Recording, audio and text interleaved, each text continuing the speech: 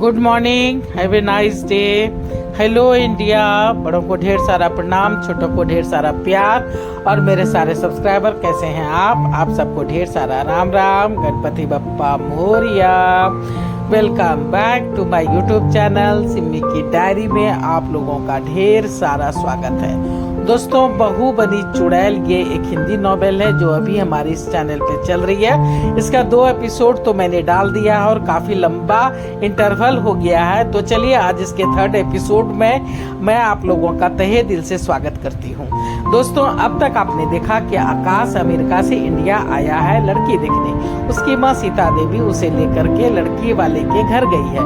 वो लोग भी बिहारी हैं। सीता और सुमित्रा एक ही स्कूल में टीचर थी, वही दोनों की दोस्ती भी थी। सीता देवी ने तो नौकरी छोड़ दी है, पर सुमित्रा अभी भी उसी प्राइवेट स्कूल में पढ़ाती है। दोनों सखी चाहती है कि उसके बच्चे आपस में मिले जुले और अगर एक दूसरे को पसंद कर ले तो दोनों की शादी हो जाए। कामिया आकाश को पूरा घर दिखाती है, फिर अपने कमरे में बैठ करके बातचीत करती है। इतना मैं आगे आप लोगों के समक्ष रख चुकी हूँ, अब आगे मैं रखने जा रही हूँ। कामिया और आकाश एक दूसरे की पसंद नापसंद के बारे में बातें कर रहे हैं। कामिया बताती है कि उसे गरम गरम घी भात यानी चावल खाना बहुत पसंद है, तो आकाश ठहाका लगा के हंस पड़ता है। इधर दूसरे कमरे में सीता और सुमित्रा में बातचीत हो रही है। दोनों सखी अपने पुराने किस्से बतियाने में लगी है, कैसे दोनों मस्ती करती थी, एक दूसरे की मदद करती थी, कभी एक दूसरे का क्लास भी ले लेती थी, कभी बच्चों के होमवर्क चेक कर देती थी, इकट्ठे शॉपिंग पिक्चर। अरे तुम्हें याद है वो कांता और बिमला, उन दोनों में भी हमारी तरह ही गहरी दोस्ती थी। हाँ, कांता ने तो काम छोड़ दिया है, पर बिमला की अभी 2 साल की जॉब बची है।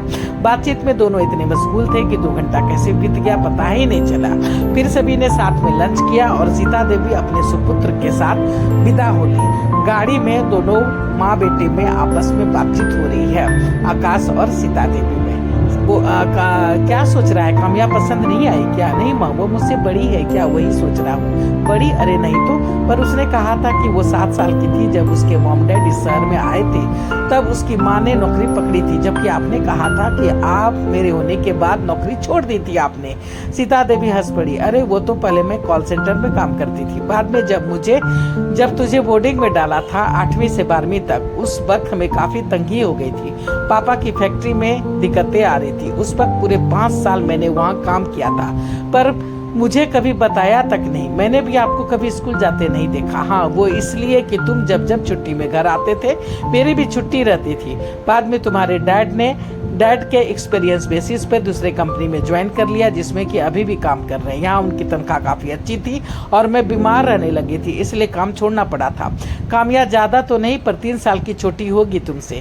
वो सब तो ठीक है मॉम, लव मैरिज में तो लोग बड़ी लड़कियों से भी शादी करते हैं, पर अरेंज मैरिज में तो ऐसा अब तक सुना नहीं, इसलिए मैं सोच में पड़ गया था। अरे आजकल उम्र कौन दिखता है बेटा, होने को तो बहुत कुछ हो रहा है दुनिया में, पर हम जैसे सीधे साधे जैसे हम लोग हैं, उसी तरह से दोनों माँ बेटी है। आगे तुम देख लो, जैसा उचित समझे वैसा करना। हाँ, अभी तो ये पहली ही मुलाकात है, देखता हूँ आगे जैसा होगा वैसा सोचूंगा। आकाश अभी 26 साल का ही हुआ था। वैसे तो आजकल के हिसाब से ज्यादा उम्र नहीं हुई थी उसकी, पर अच्छी तरह से सेटल हो गया है, तो शादी करने में क्या हर्ज। ऐसी मानसिकता होती है मिडिल क्लास वालों के लिए। कुछ ऐसा ही सोचकर सीता देवी ने अपना कसम देकर के अपने बेटे को अमेरिका से बुला लिया था। कामिया बेहद खूबसूरत तो नहीं थी, पर सुंदर थी, और सबसे बड़ी बात थी कि वो संस्कारी थी और घरेलू लड़की थी। इसलिए आकाश ने अपने माँ का मन रखने के लिए सोचा था कि माँ का मन रख लूंगा और मैं कामिया से शादी करने के बारे में सोचूंगा। आकाश की जिंदगी में पहले भी लड़कियां आई थी, पर वो काफी आजाद ख्यालों की थी। बात बात पे चिपकना, चुम्मा चाटी आकाश को बिल्कुल पसंद नहीं था। यहाँ कामिया और आकाश के विचार बिल्कुल एक जैसे थे। आकाश के रिश्ते इसलिए टूटे थे कि लड़कियां फिजिकल होना चाहती थी, जो कि आकाश को पसंद नहीं था। बेकार का झंझट, अगर प्रेग्नेंट हो गई तो बेकार का रोना धोना, डॉक्टर का चक्कर। इसलिए आकाश ने सोचा था कि इन सब बातों से मैं दूर ही रहूंगा, और वो इन सब बातों से दूर रहा था। क्योंकि आकाश पढ़ने में काफी तेज था और माता पिता ने, उसके माँ बाप ने औकात से ज्यादा उस पर खर्च किए थे। उसे बड़े बड़े स्कूल कॉलेज में पढ़ाया था। वहाँ 80% बच्चे बड़े बड़े रईस घर के थे, आजाद और खुले विचारों के थे, जो ना ही अंकुश लगाना जानते थे और ना ही अपने सीमा में रहना चाहते थे। दूर से तो वो तितलियां भाती थी, लुभाती थी। आकाश उसके नजदीक भी जाता था, फिर दूर छिटक जाता था। उसका मिडिल क्लास दिमाग और उसकी परवरिश इस बात के लिए तैयार ही नहीं हो पाता था, पर वो चाहता था, आकाश चाहता था प्यार करना, पर उसे उसके मन लायक की लड़की अभी मिली ही नहीं। आकाश सोचता था कि प्यार करो, प्यार बुरा नहीं है, पर शादी करो, उसे निभाओ, पर वो लड़कियां बस तन की भूखी होती थी।